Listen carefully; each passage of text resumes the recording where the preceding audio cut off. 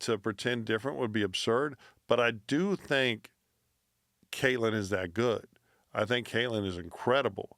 I think that she will, at the end of her career, be the Michael Jordan equivalent of the WNBA. Willie D Live. I think that's like me and Quanell's show, Fox Face Off. Man, they would love it if we just said a bunch of racist shit to each other. And by the way, that's one of the best shows out there. I appreciate it. Congratulations on that show. That's a good show. Well, so Quanell and I, very, very divergent, right? Obviously Nation of Islam, an activist. I'm an ex-cop and a lawyer. And, man, there are times when we get into it, we'll fucking scream and yell at each other. But when we're over, it's over. We are, we don't act like it. We're actually very good friends, and it's fun to do.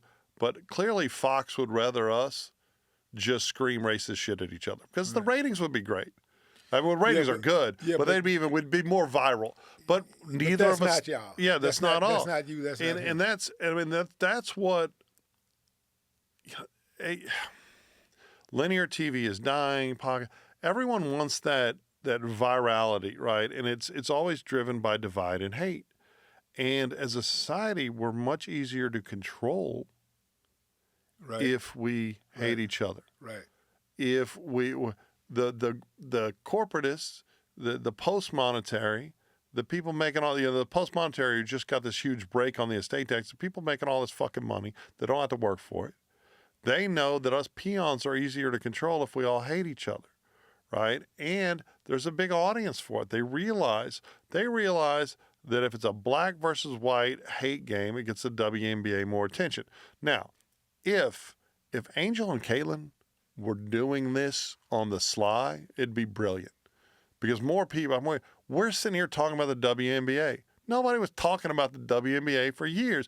And I'll be honest, right? As someone that just dropped an obscene amount of money for floor seats for the Rockets next year, I love basketball. I don't love women's basketball a lot because it's just not as exciting. But the Caitlin Clark fans don't love it like that either. Well, I would say that, I think America is paying more attention now, right? She is selling tickets. I think that her and Angel's Discord sells tickets. It gets people. We're talking about it on a not sports podcast right here. I do think there's a racial element to it. To pretend different would be absurd. But I do think Catlin is that good. I think Catlin is incredible. I think that she will, at the end of her career, be the Michael Jordan equivalent of the WNBA. Michael Jordan, and I mean, you could disagree, is the all-time greatest. No one ever. She ain't gonna be Michael. She ain't gonna be the Michael Jordan of the WNBA. But I think that she might be the Larry Bird of the WNBA. See, I don't know. Where would you put Bird on the all-time top 10? Our all-time is, I don't even know if you'd have him top 10. Oh, no. Where would you rank him? That motherfucker in the top 10. Yeah. He's number one shit talker of all time. Nah. He in the top 10 because when you think about top 10, you can't just think about the skill set. You have to think about how he made the players around him better. Yeah. And you have to think about how good he was in the clutch. You see, that motherfucker, he's up there like, shit, Bird might be top 3, man. So, my top, my personal favorite player of all time is, both I think the best and my favorite is Jordan. But after Jordan, it's Iverson, right? But I think I would put Bird definitely in the top 10. And I say that growing up hating him, right? I don't know how.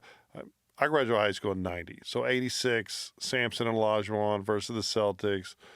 Danny Ainge punching Ralph Sampson. I fucking hated the Celtics, right? And Bird along with them. But because I fucking rock with Houston. But, he is great. I think that Steph is a better three-point shooter. I think that Bird, like you said, was a better leader, and I would probably put Bird and Steph both of them around 6 or 7.